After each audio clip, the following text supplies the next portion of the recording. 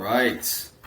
Good morning, good afternoon, and good evening. And welcome to Trust the Process podcast, brought to you and sponsored by RFG. That is the revolution to free generations. 10x your life. This podcast is hosted by Brian Riddell and Nathan Jack. No need for introductions because we do those in our first episode. All right. Good morning, bro. How are you? I'm all right, man. How are you? I'm a little bit, overwhelmed and tired, but I mean, hey, trust the process, right? Overwhelmed. Yeah. What are you overwhelmed by? Just some stuff going on with business that has got me a little bit overwhelmed. Is it the painting company? Yes. So, but I mean, that's for an off-camera thing. So, but I mean, all is well now. So, Good. yeah. Good. Did you make your bed this morning? Of course, bro. Of course, that's the first thing. Yeah. It's not my first thing, but it's on my list of like first 5 things roughly that I do. All right, so let's get right into it. You are the 5 people you hang out with, because we didn't really get to build on that too much last episode. So what does that really mean? Tell the people. So for myself, it's basically, there's this saying, you are known by the company you keep. Mm-hmm. So with me, I have numerous millionaires in my phone. I believe even 1 billionaire in my phone. So, my 5 closest friends, has to be obviously Matt Ritchie, who is one of the founders of, RFG.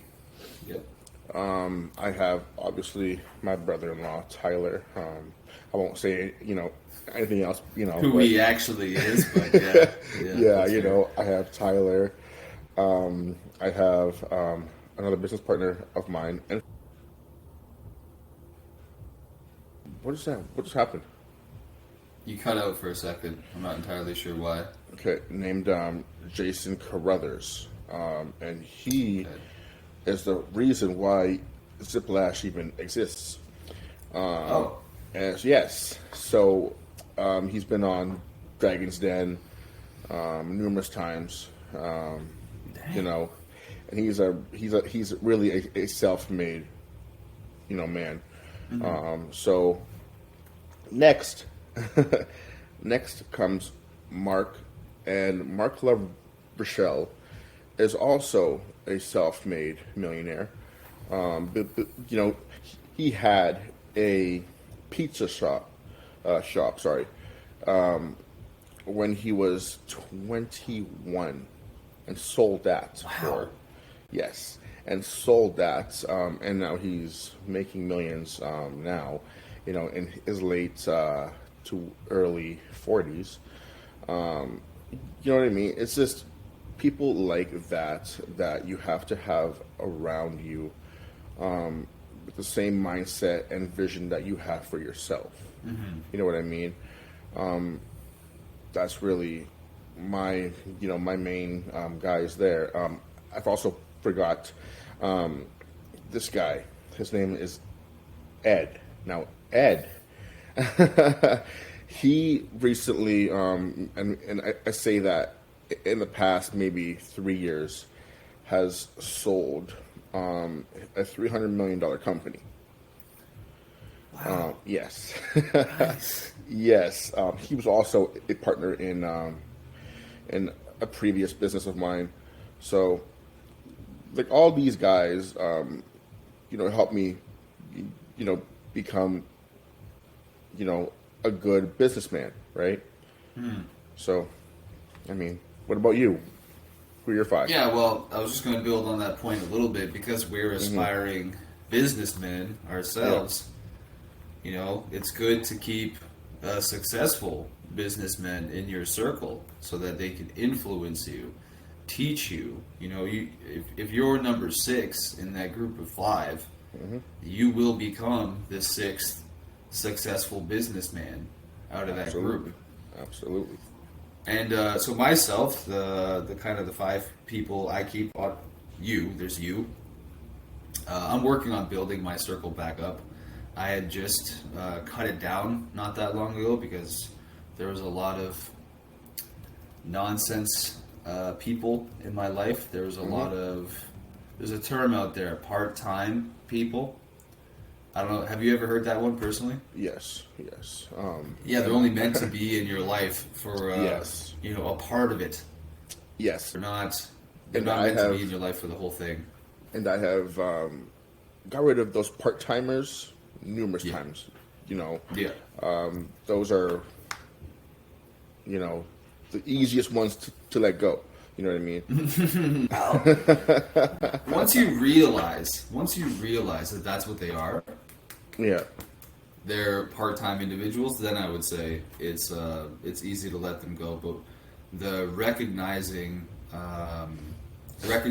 that as a theme, that there are part-time people out there, that is you know, it can be a bit of a process. So as I was saying, I just recently went over, you know, all of my groups, everyone that I was spending time with, and if you weren't forward thinking, or if you weren't an aspiring individual, or if you didn't have drive of some kind, if you were just, you know, doing the same old thing, drinking on the weekends, complaining about whatever, or just being negative in general, I said, you know what, that's enough of this.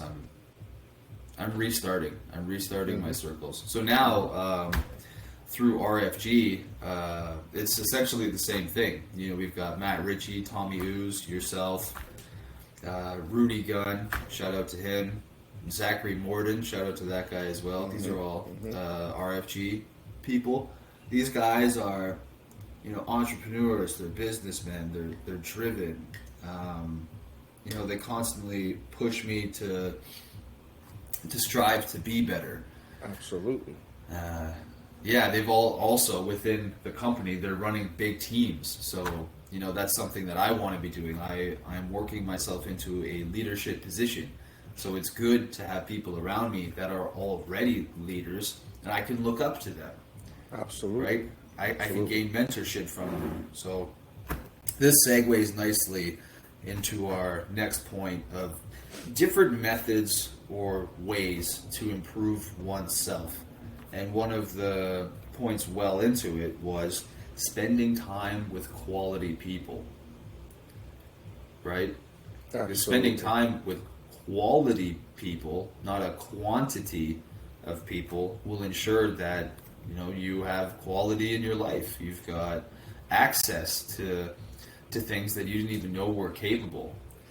And, you know, and that doesn't even mean, you know, that they have to be business minded. You know, it can be a family member, right? Yeah. To be honest, you know, because that's my, you know, quality.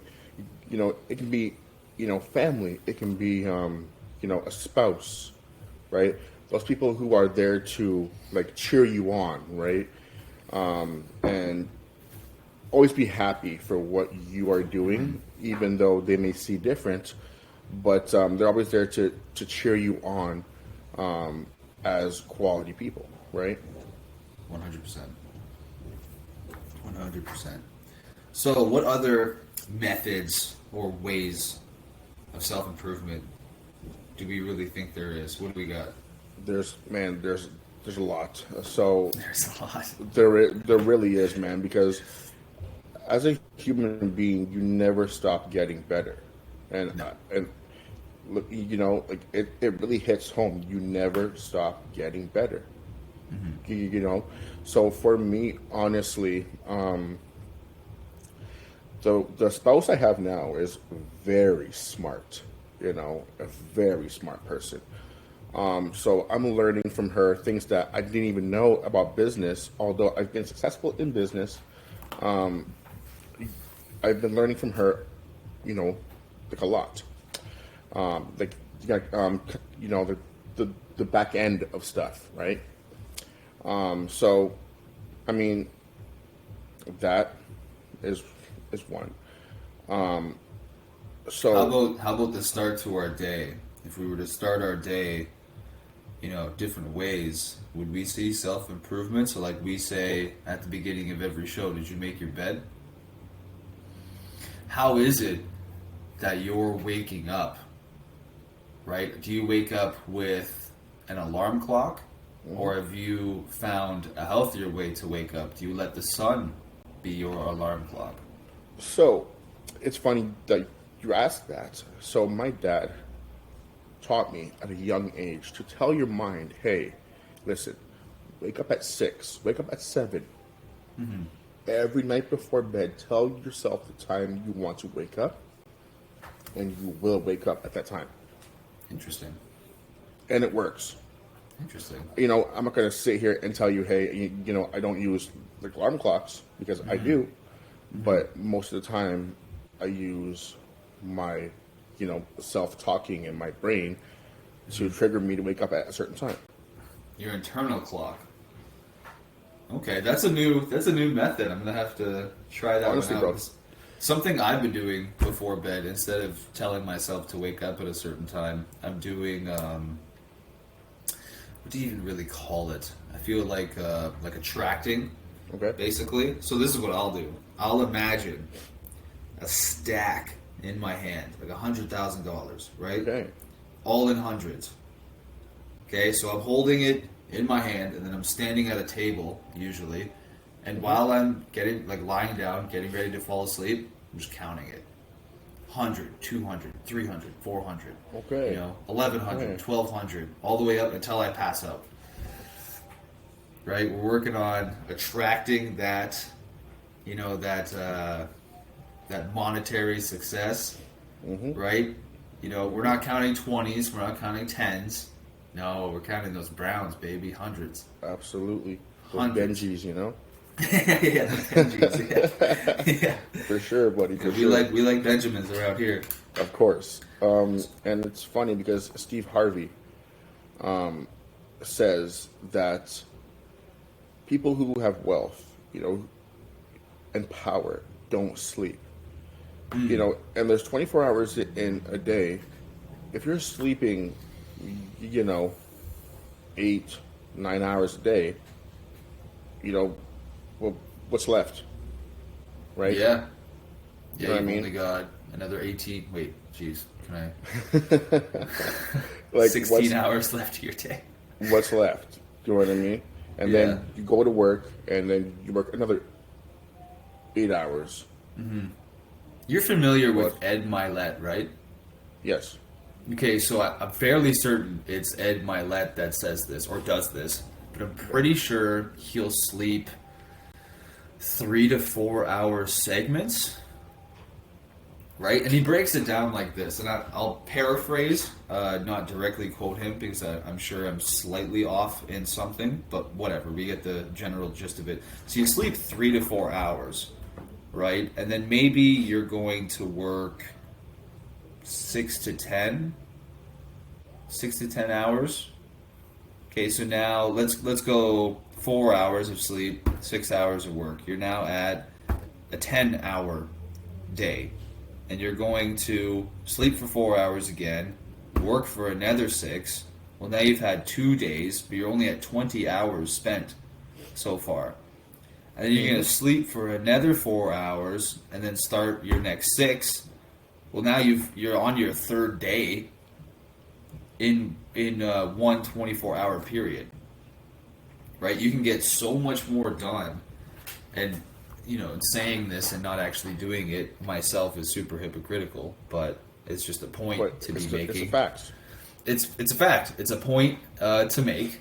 That is something that I want to strive towards to be better at, because I feel like you could get so much more done. Yep. And I've in a lot of research too, apparently that's actually how we're designed. We're designed to have segmented sleep schedules. Because if you look at the circadian rhythm of most human beings, like a heavy sleep cycle is like 75 to 90 minutes of REM sleep,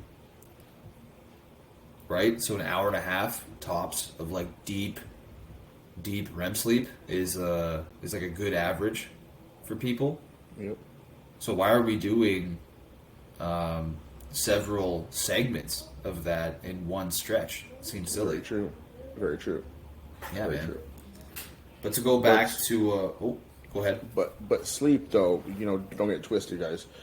Sleep is a very important part of being healthy and, you know what I mean, and becoming a better person and more efficient throughout your day. So, I mean, Yeah, and everyone will have their own version of proper sleep. Like Ed Milet does those super segmented sleep patterns, and he's made it work for him. Some people can just survive off of 5 hours a night. yeah, Right, that's all they need. Some people, myself, I need to fix some things, but I get the craziest dreams. okay. Like they're real life. I can think in my dreams. I have full on thought, and I'll wake I've up been there. after 8 hours, and I'm going, man, I want to roll over and actually go to bed now and go to sleep and not go into dreamland and la la land and go adventuring for the next 8 hours. It gets For myself, It's I tiring. mean, this may sound bad, but I can function off 3 hours of sleep, and Okay. I do that on a regular, man. To be honest with you, so yeah, I mean, people are wired different, right? It all depends what works for you, type thing. But yeah, humans have their averages, but then there's always the outliers, right? The individuals that are slightly different. So to get back to healthy ways of waking up, to build on the point about if you use an alarm clock, has anyone listening ever noticed that if you use an alarm clock specifically, you wake up kind of jolted, right? You wake up and you're like, oh my god, I shut that alarm clock off, irritating the hell out of me, like just Yep. so abrupt, and just you get flooded with all these stress hormones, cortisol, right? Just pumps through your system. So something I've found that makes waking up just a heck of a lot more calm and easier is a sunlight alarm clock or a solar alarm Okay. clock. Do you know what this is? no, I don't. Oh, it's dude. Okay? You need one first of all. And this is not Noted. a paid advertising, paid programming, whatever. This is just me talking about how I like this thing because it's helped out a lot. One of my old roommates left it behind, so I didn't even go out and purchase it. I just got lucky; it was in my house. So what it is it imitates the sunrise, right? Okay. It's this big like LED screen. The whole thing will light up. But what you do is you set your time that you want to wake up. So I've been setting it at 9, but now I'm transitioning to earlier. So today was like 8:40. But then so you have it that your official like alarm time is 8:40. But then you can change certain settings. So it has I have it set so 10 minutes before my alarm time. It's going to start slowly getting brighter and brighter. That's Right? Yeah, so it starts off really orange, kind of like the straight sunrise, that really orangey kind of glow. Yep. And then as it gets closer, because it's going to start gently waking you up, even that glow, like it fills the room with this really orange light. And so then it transitions through the 10 minutes to brighter and brighter and brighter until your alarm actually goes off. It's as bright as it can be, and then there's different noises you can set up if you want to have it do a noise as well. So I just have birds chirping. Okay. So essentially, like instead of waking up and you're like, oh, alarm, you go to hit the alarm and you're just flooded with stress hormones and cortisol. Yep. It's the funniest thing. You ever see in cartoons and stuff when someone wakes up and they're like, oh, peaceful, so nice. Oh, hold on, good stretch. Oh, yeah, okay. And and they're like, they do that, like yawn a little bit in the morning. When was the last time you actually had that happen? Where if you used an alarm clock, you like woke up just peaceful as can be. When was the last time that happened to you? Honestly, I know maybe you're different because you wake up semi-internally, but yeah. So the last time the alarm clock woke you up, bro, no, no, never happened. If Right? an alarm wakes me up, dude, no, it's not happening. So. Jolted. Right, so Yeah. I can tell you Yeah. from experience, this solar alarm clock, dude, sometimes I'll wake up ever so slightly before the alarm, but I'll wake up just like, I'll roll over a little bit, and then my eyes are still kind of closed, and I'm just trying to like get comfy again, Yeah. which goes back to that bit we were reading from Meditations the other day, like, are you designed to be comfy? Get your ass out of bed, right? Anyways. Yeah. You're still Yeah, in that yeah. sleep state, so you're just still kind of like, ugh, haven't even opened your eyes yet. And then next thing, I'll be thinking to myself, like, it's kind of bright. Like your brain doesn't even realize like what's happening. You're just going, huh? It's like, and then you open your eyes, and you're like, oh, well, that's why, because it is bright in here. And then, Yeah. like the light is just like gently, kind of like, hey, wake up. Yeah. Yeah. Get up, man. Before it's like full on, like in your face, Yeah. and there's birds chirping, and it's really nice. That's my absolute favorite way to wake up. So then to continue with different methods of self-improvement. So after you wake up, and we built on this in our last talk, your morning routine, right? What are you doing in the morning to set the tone for the day? Do you meditate? Do you read a book? I practice a language. I don't do like the self-help books right now. Once I'm a bit more fluent in a language, more stuff like this. Gary Vaynerchuk will be popping out. But what is it that people are doing to drive themselves towards improvement? How much sunlight are people getting in a day? We know that sunlight helps our hormones stay balanced, right?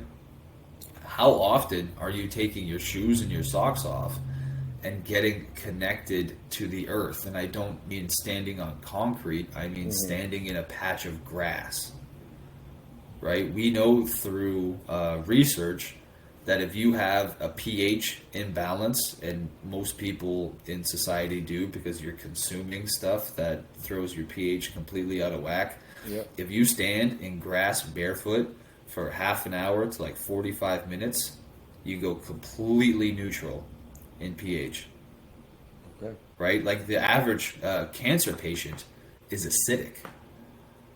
Oh, Right? wow, That's okay. from the cancer in their body just trying to absolutely destroy them. But there's other factors involved in that. So if we can keep ourselves from constantly being acidic, we can keep our hormones perfectly balanced. We can keep our mental health a lot more balanced. We can keep our physical health a lot more balanced. Yep.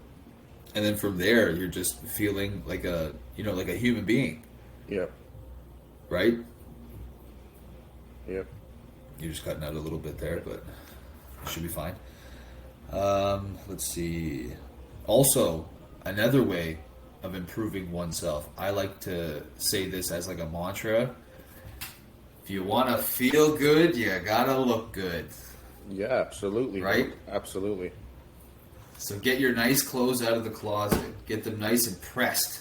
Yep. If you gotta take them to the dry cleaner, do that, or whip out the ironing board and do some of it yourself. But really work on, dressing well Yep. to Yep. feel well. For sure. It'll help you a lot.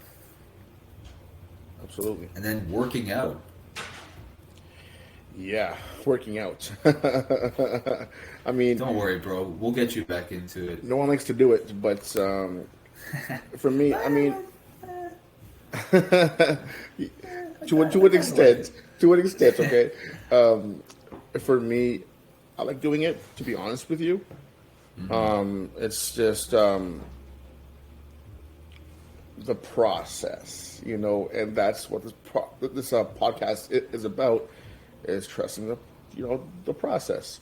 And for everyone watching, let's not immediately do what comment sections do and try to shit on Brian here. The man just went through eye surgery 3 weeks ago. And before your eye surgery, how much were you down? Like 80 something pounds? 85. 85. And that was in, I believe, 5-6 months. 6 months, dude. 85, that's incredible. Yeah. So you're rocking what, 12 pounds a month, maybe? At that 12, 14 pounds. at that rate. Yeah. That's incredible. How did you do that? So, honestly, it was walking every day, like an hour, right? I had my dog, Kavik, right? Yeah. So I was walking him, or walking with him, an hour every day, right? Nice. And then when I got back home, I would come back home, do like a 20-30 minute workout, and basically, rinse and repeat for 4 months, but or 5-6 months. Sorry, but also it was what I ate that really helped me as well, and the diet that I was on, right? So Yeah, you called it rabbit food. the rabbit food diet, yes. I used to give this guy so much shit. So I was really, just eating salads, right? And of course I throw protein in there, like tuna or steak or chicken or shrimp, whatever, just to kind of get like a different taste, right? Yeah. But yeah, it worked for me, and honestly, I fasted as well, right? So Yeah. with all those, Now, were you doing? Sorry to cut you off. Were you doing like a long stretch of fasting, or were you doing Yes. intermittent fasting? so I was doing like a long stretch, like I would say. I would only eat. So let's say I had my first meal at like 4 p.m. Today. I'll eat again 4 p.m. tomorrow. Oh, okay. Okay. So that's Right. intermittent fasting for anyone that Yeah. isn't entirely sure of the terminology. So So like a long-term right. fast would be like 3 days. 3 days you're Yeah. not eating nothing. yeah, I mean, Dude, I've done that. I did one of those a month ago. Yeah, around the same. Yeah, I am way too skinny for that. yeah. Oh, and sorry to cut you off, but for anyone listening that has been thinking about doing like an extended fast, turns out, because I didn't know this and I suffered for it, you're not supposed to do anything. Yeah, You're not supposed to do nothing, yeah, right? So my dumbass, I started fasting, and then I went to that Super Saturday event that I was trying to get you out to. yeah. Right? And then what did I do? And then the next day, I did a kickboxing circuit, like hard too. I got hit. I got like this big flush of ketones, Yeah, and so I just felt wired. Right? I had all this energy. I was like, hey, like why not? I'm feeling good. Let's get a workout going. yeah. Absolutely depleted everything. Oh, jeez. Like depleted everything. So the next day, dude, I had to set up so that someone was gonna come over, bring some food, Yeah, help me out a little bit because I was like way too hungry and depleted to be cooking myself. I sat there in front of the garbage can because my body was just like, "You're an idiot," puking my brains out, dude. yeah. Just the worst. Like I could feel my stomach like turning into a ball because it was just like, "You're an idiot. Put something inside of me." Like, So- let's go. For anybody in this podcast who's listening, now, I mean, fasting is not for everybody, right? I mean, There's certain ways to do it though. Don't do what I did yeah, and go yeah. travel here and do all this stuff and then go do a workout and then don't Yeah, do that. yeah, definitely do not do that. Don't be doing that. I was fortunate enough to have somebody doing it with me. So I didn't feel alone, right? But the fasting, I did it for, I think it was like 65 hours maybe. Like Okay. really, really crazy. But other people wouldn't have gone that far, to be honest. But maybe it's time to piss people off. But I saw it on Liver King, Oh. and the Liver King did that when he fasted. Okay. It was something like he fasted. I think it was for a week that he fasted for. Dang. And by the end of it, I'm like, yeah, I was like, fuck. If you can do it, yeah, just do it, right? So I tried doing that, and I got to at least almost, my goal. But hey, for long-term fasting, that was The pretty first crazy. one's hard, man. Yeah, that was pretty crazy.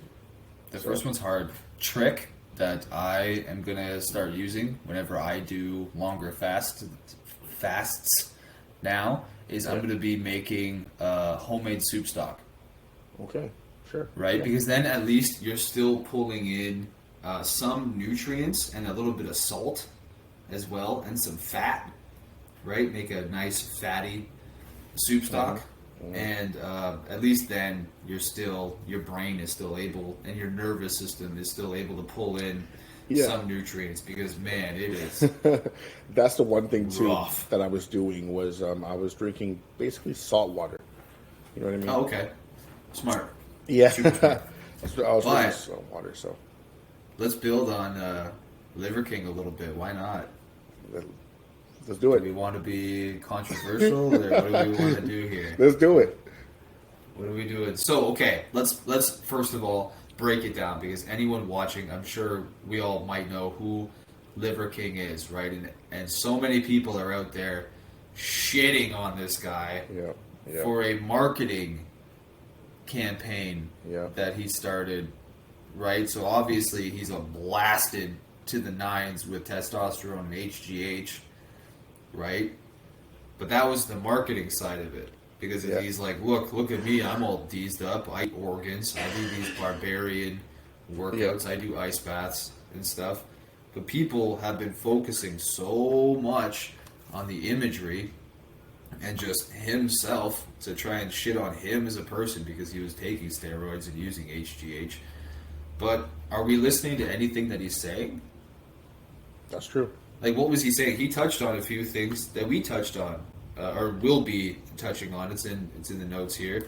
Sunlight, right? You want to get the sun on your face, on as much as your skin as possible, through the eyes. Do we know what happens when you wear sunglasses outside? Do you, Brian? It blocks the rays from getting to your eyes. Yeah, I mean, yeah. Duh! Like what the fuck, bro? Like, You fucking smart ass. Holy shit. oh my god, you killed me. Yeah, yeah, you're right. It's Oh, the guy. So oh fuck, that was great. yes, it does that. But for us light-skinned folk that don't have Oh my a God. decent amount of melanin, what it means for people that wear sunglasses, like white people, and I can say that I'm half native, so I can call out as a group. I'm only half white. So are you, actually. Isn't that funny? We're both got white dads, but then because Yeah. of how dark our mothers were, it just takes it a completely different area. Anyways, when you're a light-skinned individual and you wear sunglasses outside, your brain is telling your skin, "Oh, I don't need to produce that much melanin." right? Okay, I didn't know that. Because your eyes are, the intake into your brain, right? Your brain just sits a couple Okay. inches behind your eyes. And so what happens is when you're outside and you get the solar rays blasting into your eyes, your brain goes, "Oh, we're in a high ultraviolet environment, right? There's a lot of solar rays coming in. We need to produce more melanin to protect the skin against ultraviolet radiation and damage." Right? So you'll see people at the beach with sunglasses on. Guess what color they're going to turn by the end of the day, even if they're wearing sunblock? Red. Yeah. Red. Right? So that is something that Liver King talks about. You don't need steroids and HGH for that. Anyone can barefoot in the grass, Yep. stand outside in the sun, and get those solar rays. Now, for Canadians, a bit tough at certain times of the year, right? Like, I personally can't stand winter. So do you think I'm out there standing, shoveling out a spot of snow in the grass so I could stand there in my boxers, like in minus 20 degrees Celsius? No, it's not happening. I wait for spring and I supplement that sunlight with vitamin D, more egg yolks, more salmon, that sort of stuff to supplement that, because screw that, man. I can't stand winter. Right? So, and another thing Liver King talks about, you need to work out. You need to be a healthy individual, especially if you're a man. You need to do that so you can provide for your family and your loved ones. Right? If you're not capable of even protecting yourself, how the heck are you supposed to protect your family? Yep. Right? Like, it just... and eating well. I kind of said earlier, I used to give Brian shit about his rabbit food diet a little bit. And the reason for that is I'm not shitting on salads. I'm not saying you shouldn't eat your fruits and veggies, right? But so the reason I was giving Brian crap all the time, because I was like, bro, your portion sizes of things, like when you eat a salad, like look at, okay, when you go to a restaurant, everything that gets put in front of you has been designed for a purpose depending on the scale of restaurant that you're at. So when you get a salad and it's a side salad, there's a purpose for that, right? They don't start you off with the bowl this big and they're like, hey, eat all this roughage and stuff. Like this big. And he's laughing because I used to just rip it. And I was like, dude, you need to increase your protein intake. Yep. Right? Because now that he was working out at the time before his eye surgery, how long until you're cleared to start again? I think 2 more weeks. 2 more weeks. Not bad, bro. We'll get you there. We'll get you there, buddy. And you'll be eating proper portion sizes and still eat your salad, but just don't need this much, right? Also, this is something to think about: bioavailability. But let me cut you off there for a second. Go ahead. That big bowl that you always saw, wasn't for one sitting though, right? I would, you know what I mean. Like I would eat, like a good, like maybe like a quarter of it. You know what I mean? Mm-hmm. And then, the next day, come back to it, right? The type thing. Mm-hmm. So it wasn't like it was, in one sitting, by the way. So it sounded crazy. That'd be fucking crazy. I get that. But my point is, and I am directing this towards vegans. Yes, there are ways to get your fully essential amino acids, your essential proteins, through a vegan diet, but bioavailability is what I'm talking about. All right, so that means what is your uptake of those nutrients? If you're going to eat 100 grams of a plant-based protein versus 100 grams of either a whey protein, which I think is like a milk derivative, or if you're just going to eat an animal, 100 grams of protein from an animal, what do we think the uptakes are for that? Yeah, fair. Just even if we were to guess right now, like we're gonna go plant, whey, and animal proteins. What do we think? Honestly, I mean, I know the answer, Oh, but sweet. I think I think if we were to eat, let's say, for instance, and this is kind of going back to Liver King, if we were to eat, let's say, the organs of an animal, that's a direct source of what the body actually needs, right? So I mean, yeah, you go ahead, do the whey protein and do the other thing, but I myself, honestly, I eat a lot of weird things, right? Well, okay, North America considers them weird. Every other culture in the world, Yeah. still eats this stuff. So for me, I think it'd be easier for me to switch over to like eating, pancreas or whatever. Like, you know what I mean? Oh yeah, I know what you mean. 100%. Right. So it'd be easier for me to eat pancreas and eat liver and eat this and that from an animal, and get the correct, things that I need from my body, rather than, you know what I mean, doing other things like not that.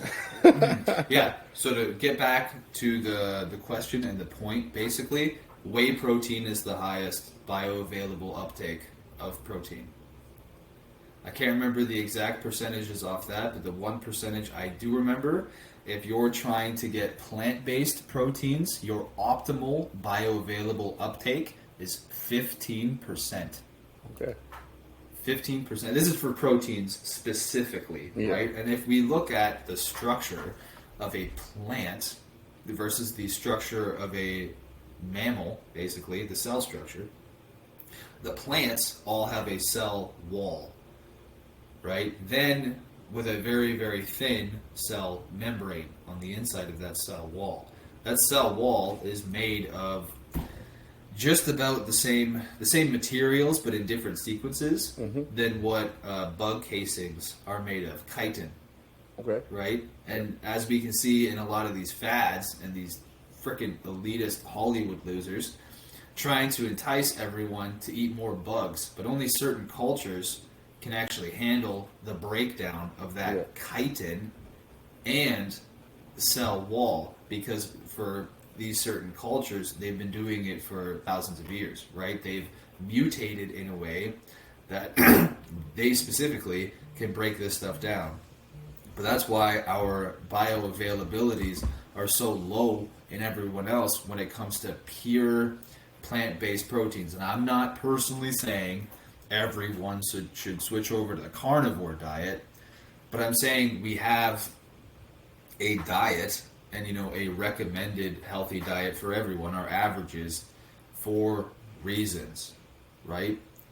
You can be a bodybuilder and going on a vegan diet, but how much more are you eating than the average vegan because of your low bioavailable rates? And this is optimized settings too.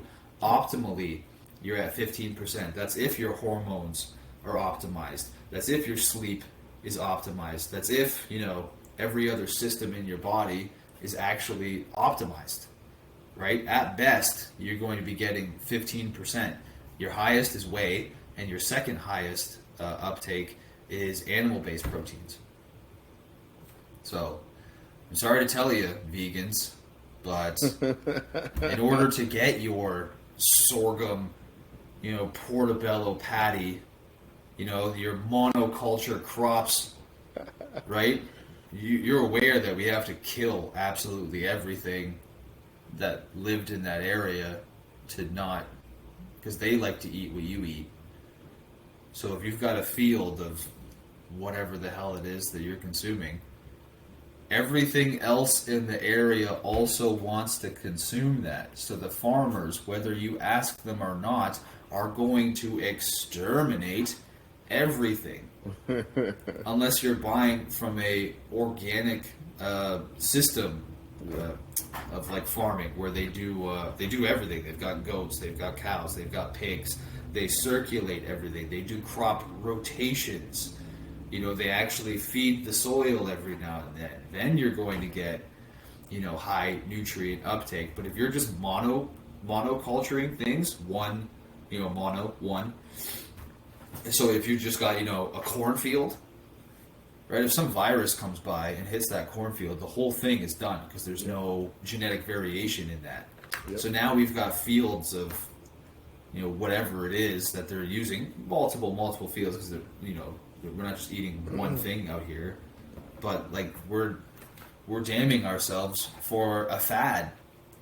That's really all it is. Okay. Yep. Right? Like look at all the cultures that utilize the entire animal. They also eat plants and vegetables, but they'll also use them for different purposes. A lot of plants and vegetables that are consumed in other cultures are consumed medicinally, right? And then just to piss people off or inform people, which will piss people off because let's be real, informing people makes them angry because then they feel all insecure that they didn't know something. Portobello mushrooms, Brian. Do you like portobello mushrooms? Why not? To be honest. Cancer causing. Really? Cancer causing. Really? I didn't know that. Yep, new study just came out. Okay. Yeah, you can eat a portobello mushroom every day. You'll get way more tumors than if you smoked a pack of cigarettes every day. Jesus Christ. Portobello mushrooms are a carcinogen. Okay. Not good for you. And what is in when we look at the fake meat patties? What's one of the substitutes they like to use? Fake meat patties. I love portobello mushrooms. Isn't the naming great though in that kind of stuff? Like I got into this argument, not even an argument really, but we'll call it that, on Instagram with some people because this guy posted this video. Meatless chicken patty sandwich. And I was like, well, if there's no chicken, how's it a chicken sandwich? In the patty, yeah, in the fuck thing. How is it a chicken? Just call it because he was using oyster mushroom. Okay, it's just, I'm sure it's a very tasty sandwich. I'm not going to take that away from you, and I'm not saying you shouldn't eat it. Yeah. But why not just call it a oyster mushroom sandwich? Right? Why are we calling them meatless meatballs? It's not a meatball. You could call it a protein ball because you're using plant-based proteins, but it's not meat. Why is it a meatless chicken wing? Well, it's not a wing of a chicken. Yeah. And there's no chicken involved in the making of this thing. Why are we calling it that? Why are we calling it, I don't even know what kind of name I would give something like that, but not chicken. You know what I mean? That's really all there is to it. I'm perfectly fine. Eat your vegetables. Eat your fruits and vegetables. Right? But a balanced diet, proteins, fruits, veggies, and healthy fats. One of the healthiest fats out there is avocado, right? Or if you're going to eat dairy, try to go for Greek yogurts. Try to consume less, cow dairy. Like Greek yogurt is still made with cow's milk, but I think at least, unless it's goat's milk. But still, go for your higher, your higher quality dairies. Yeah. If you're going to use those as healthy fats, you need to consume more. This is another thing about vegans. A friend of mine, he owns a supplement store, so he's very well educated in the ways of supplementing, nutrition, and all of these other things. The optimal setting or range for omega-3s to omega-6s, omega-3s are anti-inflammatory fatty acids, and omega-6s are inflammatory fatty acids. A good conversion is like 4-to-1. You want 4 omega-3s to 1 omega-6. Right? The average vegan is 1 to 14. So we want 4 to 1. We want 4 omega-3s for every 1 omega-6, the average vegan, because of all the garbage they pump into the... Like, if you're like a true vegan, right, you're probably living near a farm. Or you might be living on the farm. Because you're the one getting all of the vegetables, the grains, whatever. But if you're going to the grocery store and you're buying a box of processed nonsense that's vegan and GMO free and this, that, and the other thing, you are eating so much filler and binding and processed crap that's what drives the average to be 1 omega-3 to 14 omega-6s, pro-inflammatory fats. Jesus Christ. Right, and we wonder why so many mainstream people are anemic and just wholly unhappy because your hormones aren't optimized, because you're not eating what you're supposed to be eating. Right? Like, there are ways to do these things, but enough about shitting on vegans, or at least the mainstream vegans. Let's go to our next point of accountability. That's a big one. It is a big one. For me, anyway, I struggled with that for a while. To be honest with you, like, I would take, some sort of accountability, but not full. And it was funny because speaking with Tyler, to be honest with you, Tyler made me realize the full, part of the, being accountable, right? And not always, as I was saying, that I would hold myself, at fault or accountable for half of the, stuff. But then I realized that, hey, man, taking full accountability of things kind of lifts the weight off your shoulders, right? Sure. For instance, going to work out, right? Going to work out. You have to hold yourself fully accountable if you want to see process. If you want to see gains, you have to hold yourself fully accountable. Not just half, not just a quarter, but fully accountable. The whole damn way. And, and sometimes, at the beginning stages of working out for myself, I would do, let's say 75% of the workout and dip. Right? And dip. And then I would wonder why it's taking me so long to lose weight. Right? See your results. Exactly. Right? Yeah. So, now I know, what the actual effects of taking full accountability can, do. And even if you're, if you and your spouse have an argument, right? Take full accountability for the things you did wrong.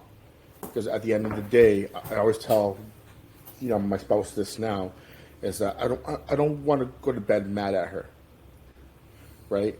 Meaning that, like, if I take full, accountability for the things that we did wrong or that I did wrong, I will feel better, right?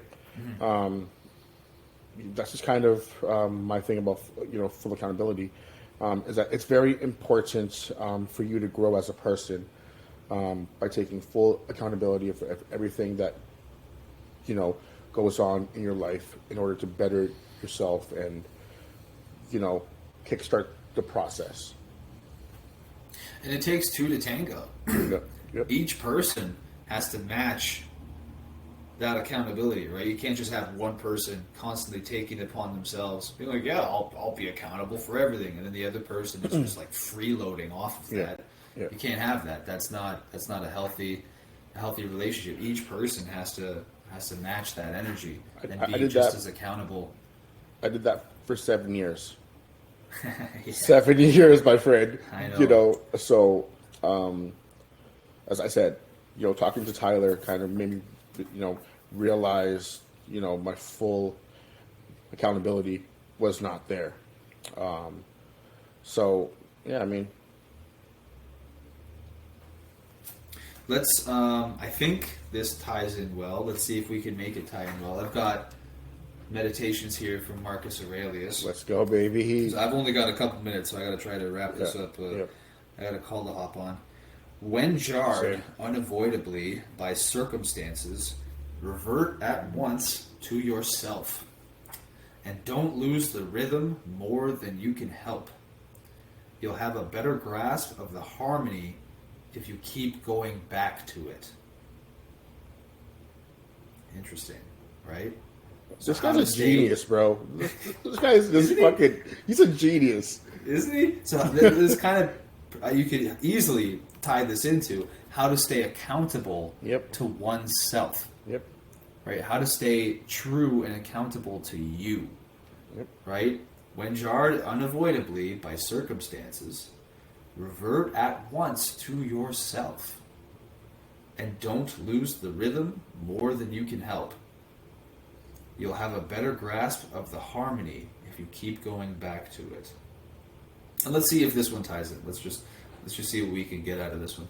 If you had a stepmother and a real mother, you would pay your respects to your stepmother, yes. But it's your real mother you would go home to. Okay? The court and philosophy, keep returning to it. Rest in its embrace. It's all that makes the court and you endurable. Interesting. Yeah, fair. I don't know if that one directly pertains to at least accountability, but still But it hits. very- It hits. It does. It does hit. Yeah, we'll move on. We'll move on from there. so accountability.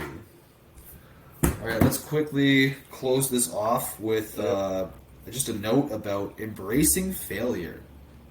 Yes. What do we think about that? We did that in our last episode, didn't we?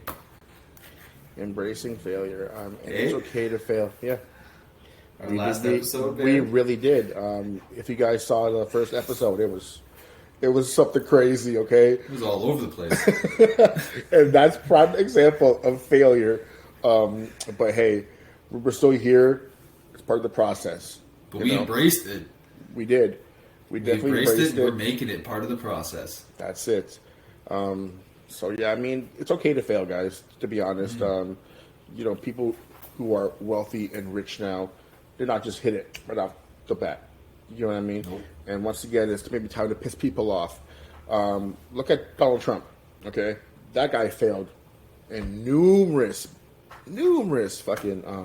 How many bankruptcies Right? does he have? Like Right? 7 or Right? something? 7 major And this man's bankruptcies? a billionaire now. Okay. Yeah. Just people like that, to be honest with you. Not that I even like Trump, because I don't. I hate the guy, but I fucking hate the guy, to be honest. But it's just people who are rich and whatnot. They embrace failure, and people who are successful embrace failure. And look at myself. I've had businesses that I failed in, but I mean, I kept going, and I made it work, right? Yes, sir. So it's honestly just to embrace your failures and learn from them, because each failure is how you become better, and how you learn not what to do. You know what I mean? 100%. So to finish it off, I'd like everyone to understand, and this goes along with some of those points, like Oprah was fired at the age of 23 or something, right? Yep, 23. Vera Wang didn't even make her first dress in her clothing line Which was until she was 40. Yeah, she's 40 years old. Yep. So understand that your life starts when you put the work in. Absolutely. It doesn't matter That's it. how old you are. It really doesn't. And that's what, I think is kind of wrong with kids these days. And I say kids because they're kids, right? Uh-huh. They're so worried about being somebody at the, in their 20s that they don't trust the process. Exactly. Your time will come. You know what I mean? Just your time will come. Don't rush it. That's exactly it. Alrighty, let's end it here because I gotta run Yes. and hop on a call. Yep. All right, it was good seeing you, bro. Of course, you too, buddy. All right, and Until next everyone, time, guys. remember, trust the process. Absolutely. We'll see you guys later. Take care.